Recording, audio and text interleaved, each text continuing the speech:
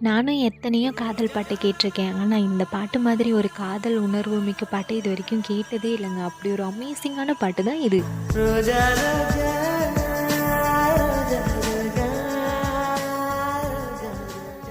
"உன் பேர் மெல்ல நான் சொன்னதும் என் வீட்டு ரோஜாக்கள் பூக்கின்றன.